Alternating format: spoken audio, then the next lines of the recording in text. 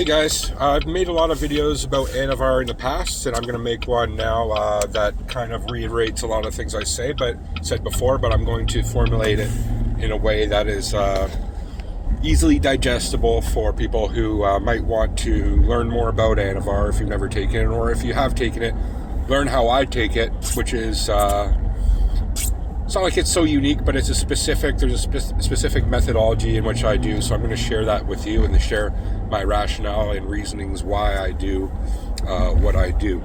So the reason why I'm making a video on ANAVAR is because I'm literally going to buy some, I think, in the next week or so to prepare for to really kick off my blast cycle. So there's two ways in which I use ANAVAR, as I was saying, to kick off a blast, or I also use it as a finisher, or both, because by the time you start a blast to the time you finish a blast, it's like it's in a 4-month cycle. It's going to be the first 6 weeks and then potentially the last 6 weeks with a little bit of space in between, so you're not just running it the whole time, which could have some negative health consequences if you run ANAVAR too long, even though it's generally pretty good on the liver, especially if you do it sublingually, and pretty good on the kidneys, and in general it will crush your HDL, which is your good lipids, and you don't want to have that for an extended period of time. But like if it was just 6 weeks, you crushed your lipids and then you went off it and then you bounced back, it's not going to be the worst thing in the world. It's not like it's great either, but yeah, anyway, so that's why I generally run it for 6-week intervals, and then you can have like a space of 6 weeks in between where you don't run it. So 6 weeks on, essentially 6 weeks off, and then 6 weeks on again. And if you do the math on that, it's pretty much 4 months, okay, give or take a few weeks. So that's what my plan is, to how I usually kickstart things off with ANAVAR, which is what people use a lot of orals for, is to kickstart. For example, traditionally with, like, somebody's doing a test DECA EQ cycle, it takes a while for the DECA and EQ to even take effect, so they might do some D-ball or something at the beginning of the cycle to kind of kick things off, and then to gain size, and then once the DECA and EQ kind of catch up, then everything kind of works together at that like 2-month point where you're really going to be super jacked.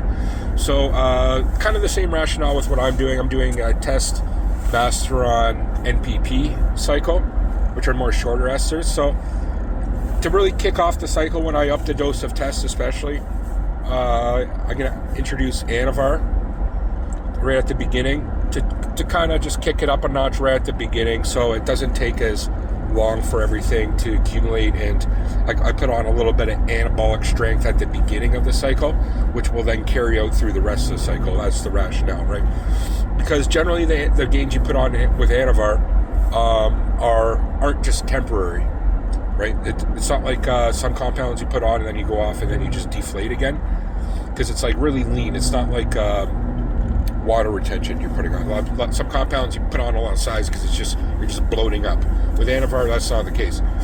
So the lean muscle gains you get, and as well, the one unique property about ANAVAR is it builds connective tissue reasonably well. So I've heard. So through my research, that's what I've heard anyway. So it's good to put on a little bit of better connective tissue at the beginning of the cycle, especially when you're doing a strength training block, because then you're not just blowing up your muscles before all your connective tissues catch up.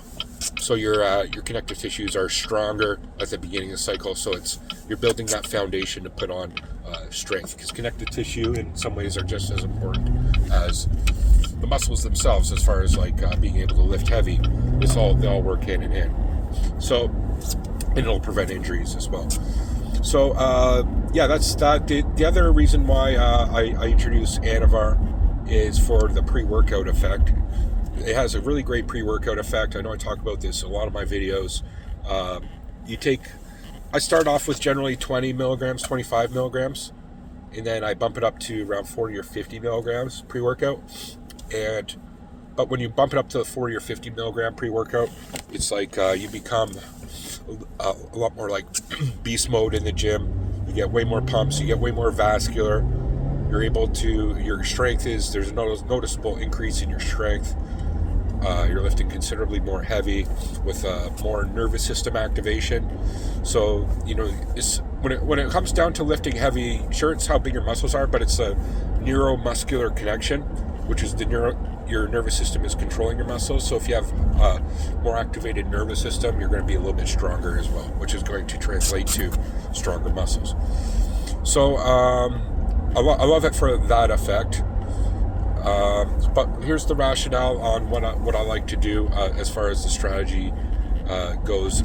This was more towards the end of the cycle. So you let all the other compounds kind of do the work, do all the heavy lifting. So like the NPP, the testosterone and such. And then ANAVAR is just going to be like the icing on the cake at the end, or it's going to be like a condiment, like mustard or ketchup or a slice of cheese on top of, the real meat, the real patty, and the real of your steroid stack. Okay, like what's putting on the real size and the real meat of your steroid stack is going to be the test, and for me, NPP.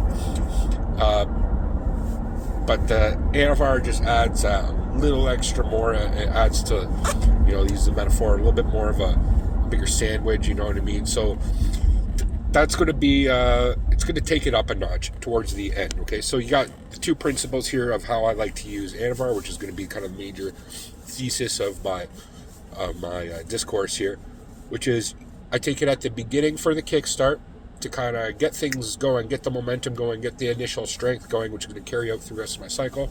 Then take a break, take a bit of a breather off it for like 6 to 8 weeks, and then jump on it again for the last 6 weeks. And that's going to be the icing on the cake. That's going to be kick things up a notch in that last 6 weeks, because by the end of the 4 months, the compounds you're doing, unless you titrate the other compounds, your body's going to be kind of a bit more conditioned to it, I believe. So it's not like they're not going to be working as well, but it's like it starts. I believe the receptors in your body and things are become acclimatized to it and such. So ANAVAR just adds that other variable to it, which is going to bring things up. I think it just brings everything up a notch. Okay. I don't know the whole chemistry or the whole biology and the way it does that. It's a DHT compound, but I noticed that every time I take it the last 6 weeks, like I make all these strength gains and then kind of plateaus, and I add the ANAVAR, and then I go exponential again in my strength, just my explosiveness and my looks and everything.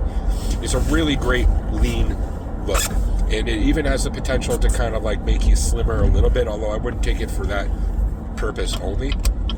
But you can make strength gains, super great aesthetic look, polished look, hardened look. I love it for that reason. So I'm excited to do ANAVAR again. It's been about 8 months, 10 months since I've done it last. So I took a bit of a break off. I haven't done it. I didn't do it my last cycle. But I'm excited to do it again, and just for even just the explosiveness in the gym. I love it. I love it when you take it as a pre-workout in the gym. It's on top of like your normal pre-workout. I think there's a bit of a symbiotic relationship there. I either do it sublingually, or I just pop one in my mouth and chew it up while I'm chugging down pre-workout. And I know that sounds good for the liver, but last time I got blood work done, there wasn't any upset on my liver enzymes, so it wasn't having a negative effect. So that's how I like to do ANAVAR. Let me know in the comments section below what your thoughts are of ANAVAR, your experiences, whether you'd like to do it or not. If you have any more questions, leave in the comments section below. Thanks for watching. Have a great day. Peace.